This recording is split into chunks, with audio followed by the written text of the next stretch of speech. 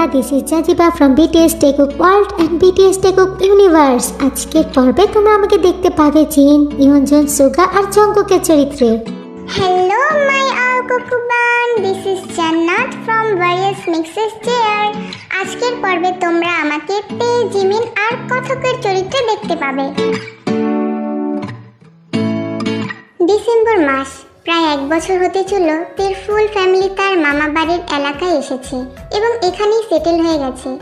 তেদের family member 4 জন, তার বাবা সোবিন, মা ইয়ঞ্জুন, ছোট বোন বেসুজি আর তে।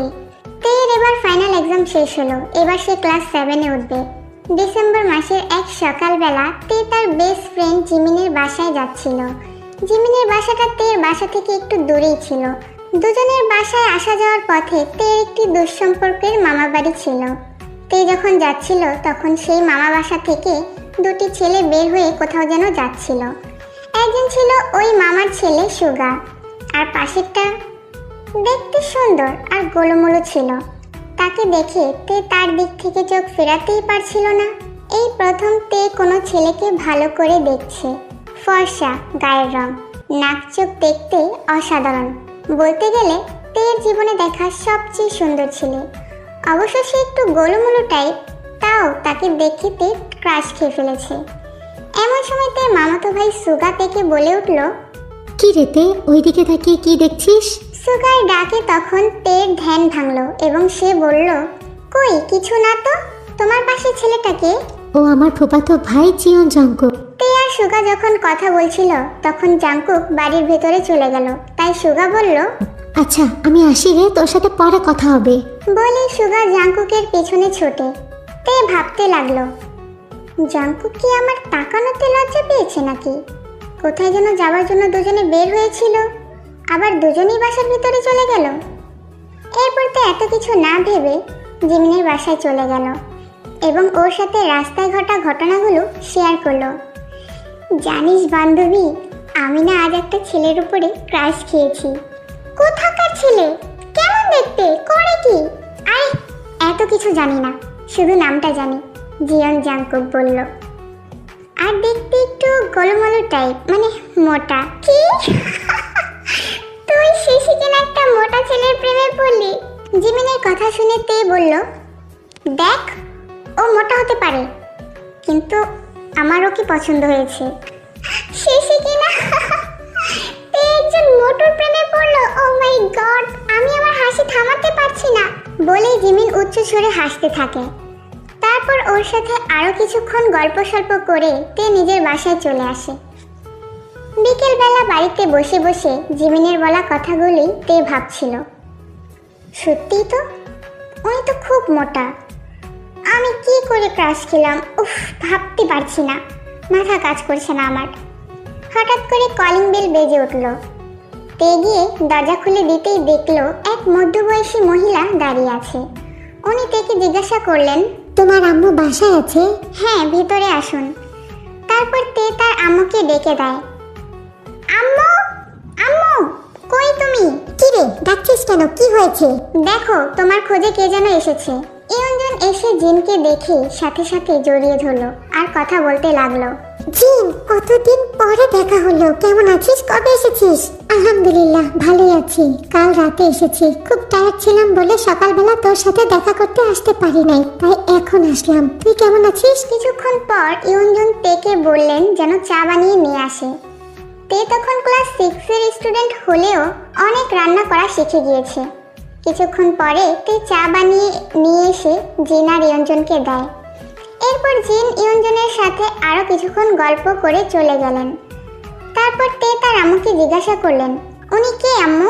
ও আমার বেস্ট ফ্রেন্ড জিন, আমরা দুজন ছোটবেলায় একসাথে লেখাপড়া করেছি। আর ও হচ্ছে আমার সেই দূর সম্পর্কের ভাইয়ের ছোট বোন, তোর সুগা ভাইয়ের ফুপু। ও আচ্ছা, তাহলে ইনি আমার মোটু ক্রাশের আম্মু। এরপর কিছুদিন কেটে গেল। ফাইনাল এক্সামের রেজাল্ট দেওয়া হয়। ক্লাস 6-এ তে রোল 54 ছিল, কিন্তু ক্লাস 7-এ রোল হয়েছে 4। এরপর তে ক্লাস 7-এ ভর্তি হয়। তার ফ্যামিলির সবাই অনেক খুশি। একদিন বিকালে তে কোচিং থেকে বাড়ি ফিরছিল, তখন কারোর সাথে ধাক্কা লেগে তে পড়ে যায়। এমনিতেই আজকে একটা অঙ্কের জন্য স্যার অনেক বকেছে, তার মনটা ভীষণ খারাপ। তার মধ্যে কে এভাবে ধাক্কা দিয়ে ফেলে দিল। মেজাজটা প্রচুর গরম হয়ে গেল তের। চেঁচিয়ে বলল, এই মিয়া, দেখে চলতে পারেন না, ধাক্কা দিলেন কেন? বলেই তাকিয়ে দেখলো এটা জাংকুক।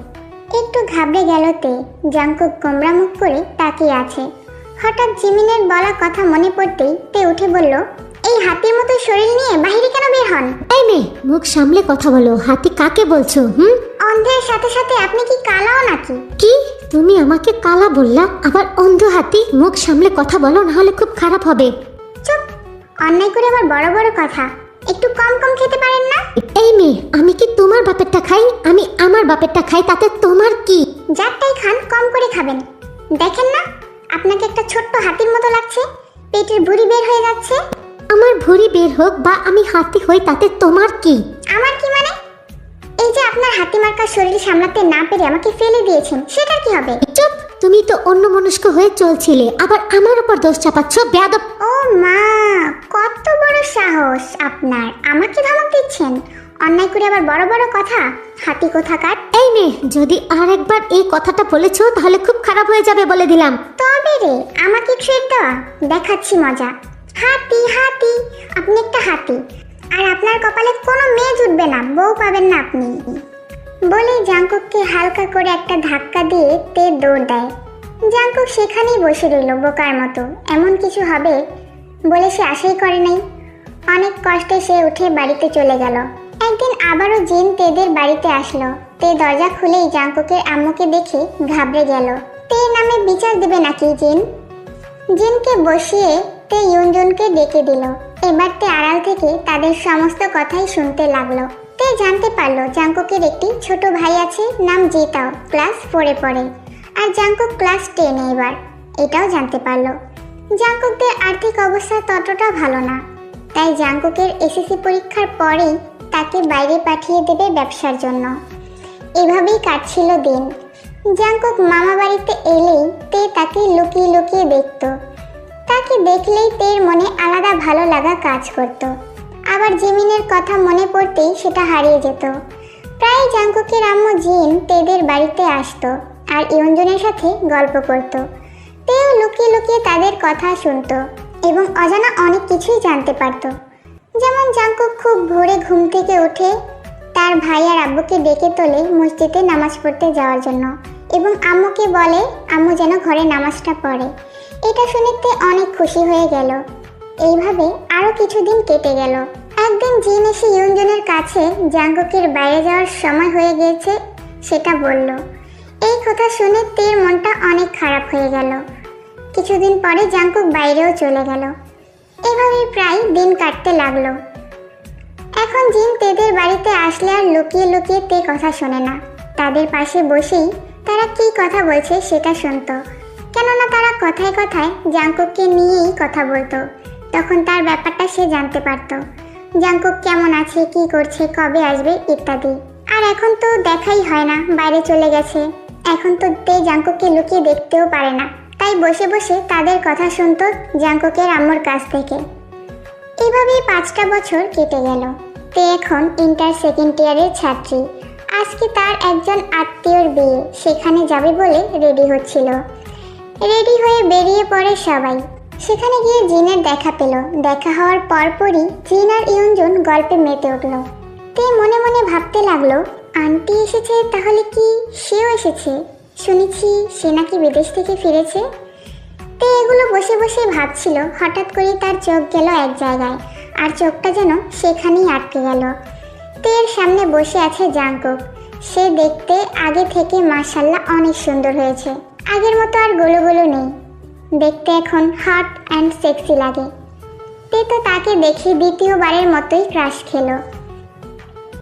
জাংকুকও তের দিকেই তাকিয়েছিল। তার চোখে চোখ পড়তেই তে নজর সরিয়ে ফেলল। বিয়ে কমপ্লিট প্রায়, তাই সকল গেস্টদের খাবার খাওয়ার জন্য বলা হচ্ছে। ইয়ঞ্জন তেকে নিয়ে একটি টেবিলে বসায়। বসার কিছুক্ষণ পর জাংকুক এসে তার সামনের চেয়ারেই বসে। তে তো তাকে দেখে ভীষণ ঘাবড়ে যায়। ওয়েটার সবাইকে খাবার দিয়ে যায়, সবাই চুপি চুপি খাচ্ছে। কিন্তু জাংকুক খাওয়া কম, তেকে চোখ দিয়ে গিলে গিলে খাচ্ছে। বাবা গো, কি বড় বড় চোখ, মুখে এক চিলতে হাসিও নেই। জিন জাংকুকের প্লেটের খাবার শেষ দেখে খাবার দিতে গেলে জাংকুক বলে ওঠে, আহ মা, আর দিও না তো। কেন রে, তুই তো পোলাও খেতে খুব পছন্দ করিস। জাংকুক তের দিকে তাকিয়ে বলে, বেশি খেলে তো আমি আবার হাতি হয়ে যাব। কি বলছিস এসব? কে বলেছে তোকে এই কথা? তে ঠিক বুঝতে পারছে জাংকুক তাকে উদ্দেশ্য করে এসব বলছে। মা, তোমার ছেলে মোটা হয়ে গেলে বিয়ে হবে না, বউ পাবে না। সবাই আশ্চর্য জাংকুকের এসব কথা শুনে। কি বলছিস বাবা তুই? কি হয়েছে তোর? তখন তে বলে ওঠে, আরে আন্টি, মনে হয় ওনার প্রেমিকা ওনাকে ডায়েট করতে বলেছেন। জাংকুকের দিকে বাঁকাভাবে তাকিয়ে, তাই না ভাইয়া? এই কথা শুনে জাংকুক রেগে গেল। বাবারে বাবা, সেই 5 বছর আগে কি বলেছি সেগুলো মনে রেখে আমাকে খোঁচাচ্ছে। আমি কি ছেড়ে দেবো নাকি? খাওয়া দাওয়া শেষে সবাই বর বউয়ের সাথে ছবি তুলতে লাগে। সেলফি নেওয়ার সময় জাংকুকের সাথে তের একটি আলাদা ছবি উঠে যায়। ছবি তোলা শেষে স্টেজ থেকে নামার সময় তে পড়ে যাচ্ছিল। তখন জাংকুক তেকে ধরে নিচে নামানোর পর বলে, শুকনো পাতা হলে যা হয়, একটু বাতাসেই উড়ে যায়, নিজে তো ঠিকভাবে চলতে পারে না, কথায় কথায় হোঁচট খায়, সেখানে আবার অন্যের শরীর স্বাস্থ্য নিয়ে কথা বলো। একটু ভিটামিন জাতীয় খাবার খেও, নাইলে এভাবে পড়তে থাকলে তোমাকে আর খুঁজে পাওয়া যাবে না, আর যদি পাওয়াও যায় দেখবা বর পাবে না বিয়ের জন্য।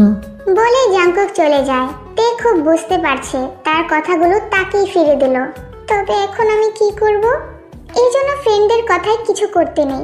কেন যে এমন করেছিলাম? এখন আমি কি করব? আমি তো আবারও ক্রাশ খেয়ে গেলাম জাংকুকের ওপর। কিছুদিন পর তে জিমিনকে জঙ্কুকের ছবি দেখায়। তখন জিমিন বলে, কি রে, তোর চয়েস তো খুব সুন্দর হয়েছে আগের থেকে। আমারই তো হুঁশ উড়ে যাচ্ছে। একদম নজর দিবি না। তোর মুখে মতো কথা শুনে আমি ওকে কত কথা শুনিয়েছিলাম, সেটাও আমাকে এখন ফেরত দিচ্ছে। এখন আমি কিভাবে ওকে প্রপোজ করব সেটা বল। আচ্ছা, ও যদি অন্য কাউকে ভালোবেসে থাকে? এমনভাবে বলিস না। আমার জীবনের প্রথম ক্রাশ, তাও 2 বার ক্রাশ খেয়েছি। হয়তো ভালোবেসে ফেলেছি, ওকে ছাড়া অন্য কিছু ভাবতে পারছি না। আইডিয়া দে। ওকে, তো এক কাজ কর, তুই বরং তোর আম্মুকে বল যে তুই ওকে পছন্দ করিস। দেখ আন্টি কি বলে। আচ্ছা ঠিক আছে। তারপর তে বাড়িতে চলে আসে। তার আম্মুর কাছে গিয়ে ভয়ে ভয়ে বলে, আম্মু, একটা কথা বলতে চাই। হ্যাঁ বল, কি বলবি? কিন্তু কিভাবে বলবো বুঝতে পারছি না। আরে কি বলবি বল, না বললে থাক, আমার অনেক কাজ আছে, আমি কাজে গেলাম। আচ্ছা শোনো, আমি না জাংকুককে পছন্দ করি। কুঞ্জন তো পুরোপুরি আশ্চর্য হয়ে গেছে তের কথা শুনে। কয়েক সেকেন্ড তের মুখের দিকে হা করে তাকিয়ে থাকে ইয়ঞ্জন। হায় রে হায় তে, তুই কতটা নির্লজ্জ, কিভাবে আমাকে এই কথাটা বলতে পারলি? আমাকে কি তোর বান্ধবী মনে হয়? ইয়ঞ্জনের কথাটি শোনা মাত্রই তে প্রচুর পরিমাণে ঘাবড়ে গেল। ইয়ঞ্জন মেয়ের মুখের দিকে তাকিয়ে বুঝতে পারছে তার মেয়ে প্রচুর পরিমাণে ভয় পাচ্ছে। তখনই ইয়ঞ্জন বলে, আমারও ছেলেটাকে ভীষণ ভালো লাগে, দেখি কি করা যায়। এরপর কেটে গেছে অনেকগুলো দিন, বলতে গেলে 2টা বছর। তে এখন অনার্স 2nd ইয়ারে পড়ে। এর মধ্যেই একদিন জিন তেদের বাড়িতে আসে। তখন তে ইয়ঞ্জনকে ইনডাইরেক্ট ভাবে বিয়ের কথাটা বলার জন্য খোঁচা মারতে শুরু করে। ইয়ঞ্জন বুঝতে পারে তের ইশারাটা। ইয়ঞ্জন তেকে ইশারা করে তাদের সামনে থেকে চলে যেতে। তে ওখান থেকে চলে যেতে ইয়ঞ্জন জিনের কাছে তে কুকের বিয়ে সম্পর্কে কথা বলতে শুরু করে। জিন, খুব ইম্পর্টেন্ট একটা কথা ছিল তোর সাথে। বল। কিছু মনে করবি না তো? কি মনে করবো, বল না। আচ্ছা, আমার তের সাথে যদি তোর জঙ্কুকের বিয়ে দিই তাহলে কেমন হবে? দেখ জিন, তোর যদি ভালো না লাগে এই ম্যাটারটা আমি এখানে শেষ করে দেবো। এটা নিয়ে আর কখনোই আমরা কথা বলবো না। আরে আরে ইয়ঞ্জন বান্ধবী, তুই তো আমার মনের কথাটাই বলেছিস। আমারও তো অনেক ইচ্ছা তোর তেকে আমার জঙ্কুকের বউ করে নেব। আমি যে কিভাবে তোকে কথাটা বলবো সেটাই বুঝতে পারছিলাম না। তুই যখন বললি তখন আর আপত্তি কিসের? আমি তো রাজি। আমি বাড়ি গিয়ে জঙ্কুক আর জঙ্কুকের বাবার সাথে কথা বলি, ওরা রাজি হলে আর কোনো প্রবলেম নাই। 2 বান্ধবী তো প্রচুর পরিমাণে খুশি হয়। তাদের ছেলে মেয়েকে বিয়ে দেওয়ার পর তাদের সম্পর্কটা আরো মজবুত হবে। জিন বাড়িতে গিয়ে আরেমের সাথে এই ব্যাপারে কথা বললে আরেম আর আপত্তি জানায় না। আরেমেরও তেকে ভীষণ ভালো লাগে। তারপর জিন জঙ্কুককে ডেকে পাঠায়। মা, তুমি কি আমাকে ডেকেছো? তোর সাথে জরুরি কথা আছে বাবা। বলো, কি বলবা? আমি আর তোর বাবা চাচ্ছিলাম কি আমার বান্ধবীর মেয়ে আছে না তে, ওর সাথে তোর বিয়ে দিতে। তুই কি বলিস? তুই যদি মত দেস তাহলে সামনের দিকে আগাবো। মায়ের মুখে বিয়ের কথা শুনে জঙ্কুক অনেকটা খুশি হলো। পাত্রীর নামটা শুনে ভীষণ আশ্চর্য হয়। মনে মনে বলে, তের সাথে আমার বিয়ে ঠিক হচ্ছে শুকনো পাতাটার সাথে। এও কি সম্ভব? ও কি রাজি হয়েছে? রাজি হলে হবে, না হলে না হবে। চান্স যখন পেয়েছি তখন আর ছাড়ছি না। আমাকে মোটা হাতি বলা, বিয়ের পরে বোঝাবো মোটা হাতি কি জিনিস। কি কি হয়েছে বাবা? এভাবে চুপ করে গেলি কেন? তোর কি কোনো পছন্দ আছে? আরে না মা, তোমরা যা ভালো মনে করো তাই করো। তোমরা যেখানে বলবে আমি সেখানে বিয়ে করব। জঙ্কুক রাজি হয়েছে। তাড়াতাড়ি করে ইয়ঞ্জুনকে ফোন করে জিন। হ্যালো জিন, বল কেমন আছিস? আরে ভালো আছি। শোন, আমার ছেলে বলেছে আমি ওকে যেখানে বিয়ে করাবো সে সেখানেই বিয়ে করবে, তার কোনো সমস্যা নেই। আমরা কিছুদিনের মধ্যে এসেই বিয়ের তারিখ ঠিক করবো। বান্ধবী শুনে খুব ভালো লাগলো। 2 দিন পরে আরেমার জিন গেল তেদের বাড়িতে তের সাথে জঙ্কুকের বিয়ের ডেট ফিক্সড করতে, কিন্তু জঙ্কুক যায় নাই। তে তো ভেবেছিল জঙ্কুক আসবে, জঙ্কুকের কাছ থেকে ফোন নাম্বার নেবে, ফোনে একটু কথা বলবে, কিন্তু সেটা আর হলো না। দেখতে দেখতে বিয়ের দিন চলে এসেছে। জঙ্কুক আর তের বিয়েটা খুব সুন্দরভাবে কমপ্লিট হয়ে গেছে। কিন্তু বিয়ের পর এখন তের জঙ্কুকের সাথে কথা বলতে ভীষণ ভয় করছে। কি হবে, কি আমিষ না নিরামিষ ভেবে পাচ্ছে না। এই সমস্ত ব্যাপারগুলো চিন্তা করছিল আর খাটের উপরে বসে বসে তে জঙ্কুকের জন্য অপেক্ষা করছিল। হঠাৎ করে রুমের ভেতর থেকে দরজাটি বন্ধ হওয়ার শব্দ পেতেই তের ধ্যানটা ভেঙে যায়। তে ঠিক বুঝতে পারছে তার গোমরা মুখ বরটা ঘরের মধ্যে প্রবেশ করেছে। বিয়ের সময় মুরব্বীরা বলে দিয়েছে বারবার বাসর ঘরে যেন স্বামীকে সালাম করে। তে তাড়াতাড়ি করে বিছানা থেকে নেমে এসে জঙ্কুককে সালাম করলো। জঙ্কুক কোনো কথা বলল না, এসে বসলো বিছানার এক পাশে। তেকে ইশারা করলো তার পাশে বসার জন্য।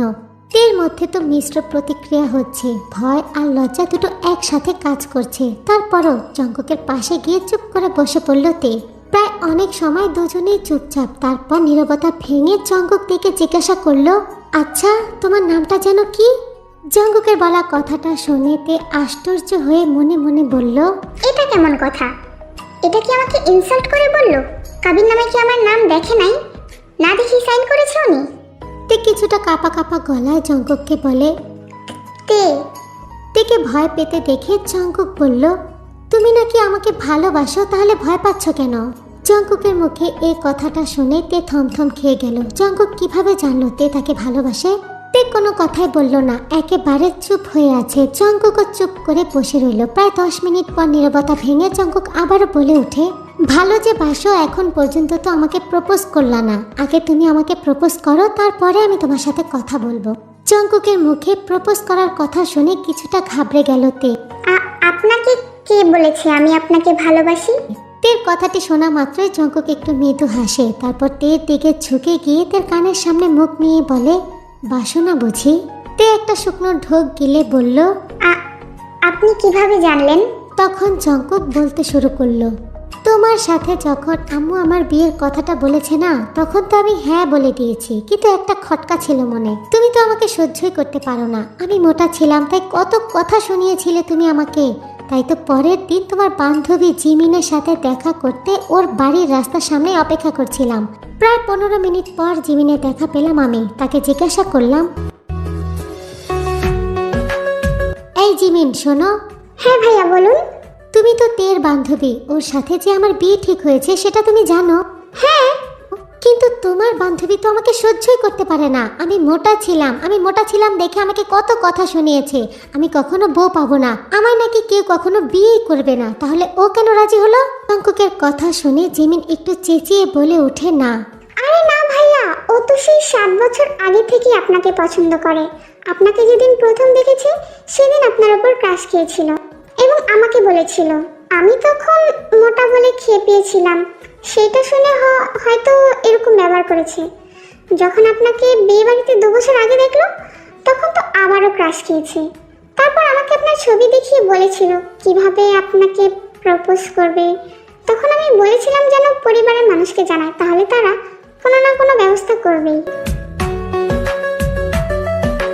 জিমিনের কথা শুনে অবাক হয়েছিলাম, আবার অনেক রাগও হচ্ছিল তোমার উপর। তাই তো সেদিন ইচ্ছা করে আব্বু আম্মুর সাথে বিয়ের ডেট ফিক্সড করতে তোমাদের বাড়িতে যাইনি। তে তো চুপ করে জঙ্কুকের বলা কথাগুলো গিলছিল। জিমিনের প্রতি একটু রাগও হচ্ছিল তের, কিন্তু এই মুহূর্তে কাকে রাগ দেখাবে বুঝতে পারছে না।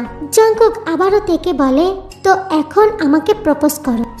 আমি প্রপোজ করতে পারি না। এত কিছু জানি না, আমাকে প্রপোজ করতে হবে। তারপরে আমি যখন তোমার প্রপোজালটা এগ্রি করব, তখন তুমি সিনেমাটিক স্টাইলে আমার কোমরটা জড়িয়ে ধরে আমাকে হাওয়ায় ভাসিয়ে 3 পাক ঘোরাবে।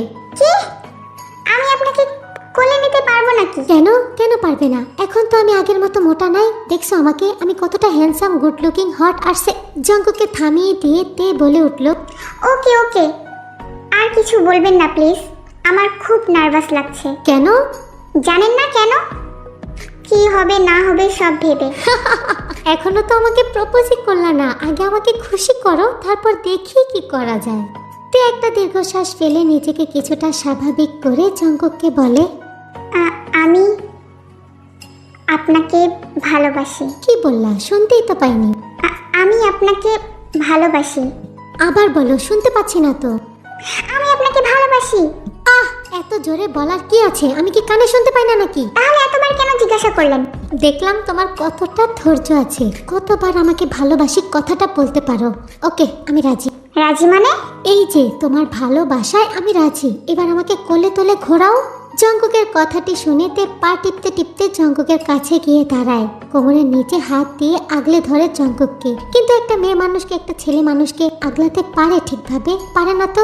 অনেক চেষ্টা করেও জঙ্কুককে সে কিছুতেই উঁচু করতে পারছে না, ঘোরাবে তো অনেক দূরের কথা। তে তো চেষ্টা করেই যাচ্ছে, কিন্তু বারবার ব্যর্থ হয়ে যাচ্ছে। আর জঙ্কুক এই কাণ্ড দেখে মুচকি মুচকি হাসছে। তের করা প্রত্যেকটা স্পর্শ জঙ্কুক গভীরভাবে অনুভব করছে। জীবনে প্রথমবার কোনো মেয়ে মানুষ তাকে স্পর্শ করলো, আর মেয়েটা অন্য কেউ না, তার বিয়ে করা বউ। শরীরটা কেমন যেন শিহরণ দিয়ে উঠছে জঙ্কুকের। প্রায় 5 মিনিট চেষ্টা করার পর তে বিরক্ত হয়ে বলে, উফ, আপনি এত ভারী কেন? আমি তো নাড়াতেই পারছি না। কি এখন আবার কি নাটক শুরু করলা? নাটক? কিসের নাটক? আমি কেন আপনার সাথে নাটক করতে যাব? নাটকই তো করছো, আমাকে যেন কোলে না নিতে হয় এর জন্য। এত ভারী মানুষকে কি আমি আগলাতে পারি নাকি? কত কোমল আমার হাতগুলো। আর আপনার? আমি জিম করি, জিম করে 6 প্যাক বানিয়েছি। যাই করেছেন, আগে ছিলেন হাতি আর এখন হয়েছেন লোহা। কি শক্ত! আমাকে তো শুকনা পাতা বলেছিলেন। আমার মতো শুকনা পাতা কি কোনো লোহাকে আগলাতে পারবে? ওহো, আচ্ছা তাই নাকি? কথাটি বলে জঙ্কুক তেকে বিছানায় ফেলে দেয়, আর সে নিজেও তের উপরে উঠে পড়ে। আরে কি করছেন? আমি হাতি, লোহা, আমার অনেক ওজন, তাই না? এখন দেখি তুমি আমাকে কিভাবে সহ্য করো। মানে? জঙ্কুক তের শরীরের দিকে ইশারা করে বলে, মানে এই শুকনো পাতাটাকে আমি এখন মুছড়ে মুছড়ে গুঁড়ো করে ফেলবো। কি বলতে চাইছেন? আমি কিছু বুঝতে পারছি। তেকে আর কোনো কথা বলতে না দিয়ে জঙ্কুক তের ঠোঁটের সাথে নিজের ঠোঁট মিশিয়ে তেকে কিস করতে শুরু করে।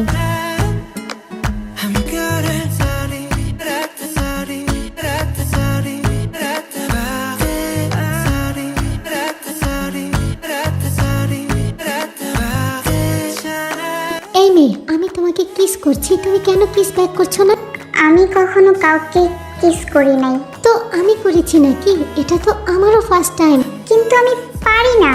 আহা সোনা, আমি কিসের জন্য আছি তাহলে? আমিই তো শেখাবো তোমাকে। আমি যা করছি তুমি সেটাই করো, তুমি আমাকে ফলো করো। এবার তে জঙ্কুকের কথা মতো জঙ্কুককে ফলো করতে স্টার্ট করে। প্রচুর পরিমাণ এনজয় করছে ব্যাপারটা। তে তো এতটাই এনজয় করছে যে এক হাত নিয়ে রাখে জঙ্কুকের গালে, আর অন্য হাত দিয়ে জঙ্কুকের গলাটা জড়িয়ে ধরে। সঙ্গে সঙ্গে জঙ্কুক আরো গভীরভাবে তের ঠোঁটে কিস করছিল।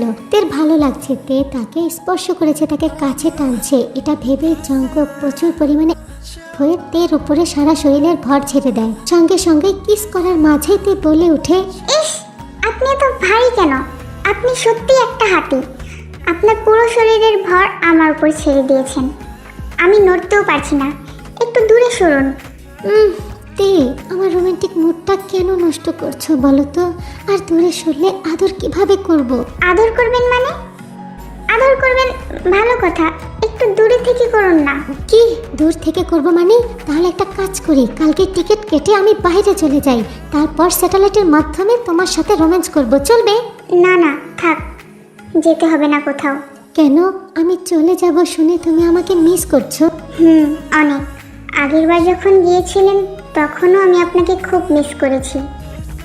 তখন তো আপনি আমার কেউ ছিলেন না, আর এখন তো আপনি আমার বর। এখন আপনি চলে গেলে আমি কিভাবে থাকবো? তাই তাহলে আমাকে একটা কিস করো। তে ইউ লুকিং সো হট। কথাটি বলে জঙ্কুক তের শাড়িটা খুলে ফেলে। I still need you, please come to me. Don't bury thoughts that you really want. I fill you up, drink from my cup. Within me lies what you really want. Come on, let me down. Cause you know this, cause you know this.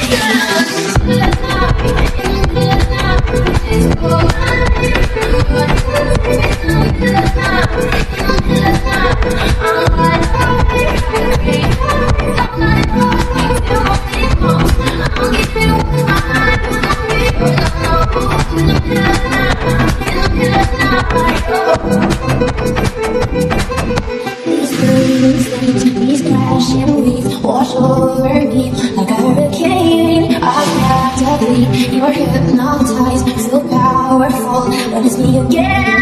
Come on, let me down, cause I know this, cause I know this.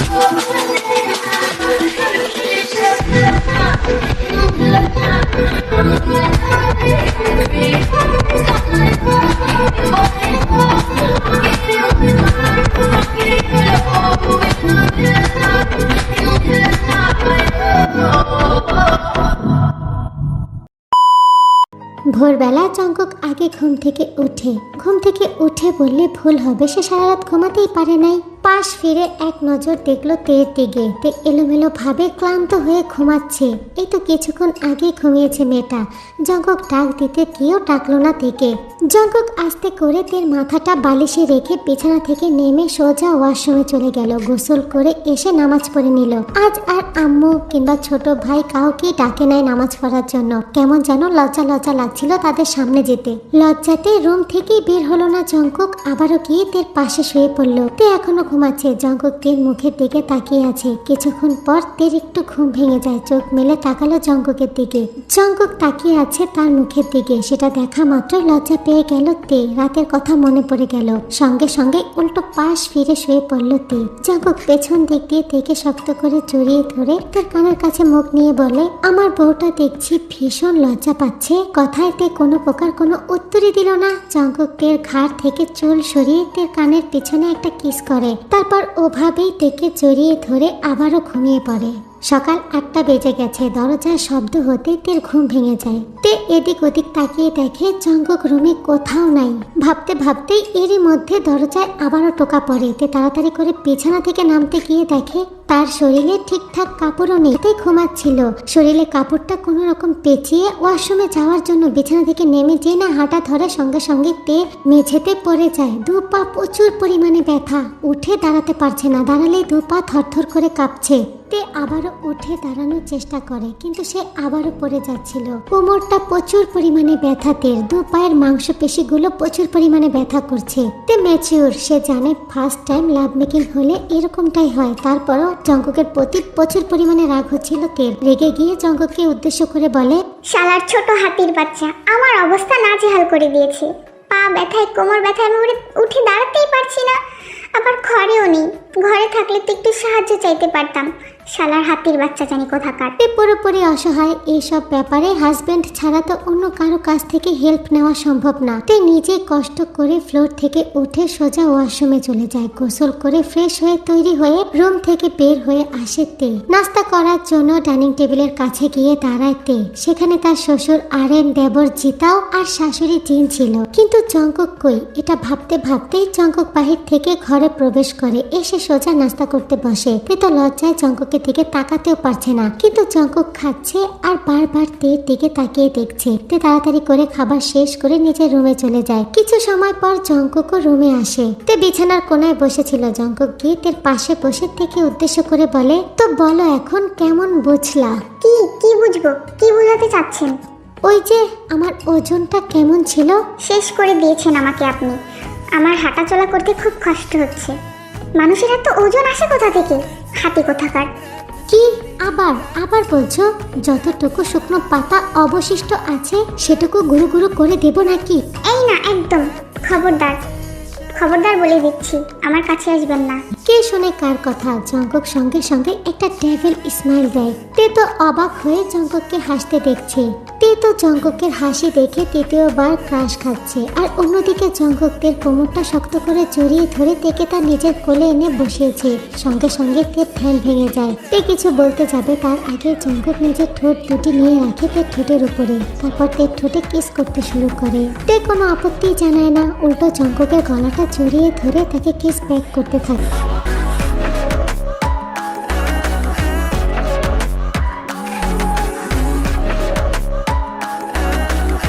10 minute একে অপরকে kiss করার পর জঙ্কক থেকে ছেড়ে দিয়ে বলে, আজ রাতে অবশিষ্ট শুকনো পাতাটা গুঁড়ো গুঁড়ো করে ফেলবো আমি, তৈরি থেকো। Oh no!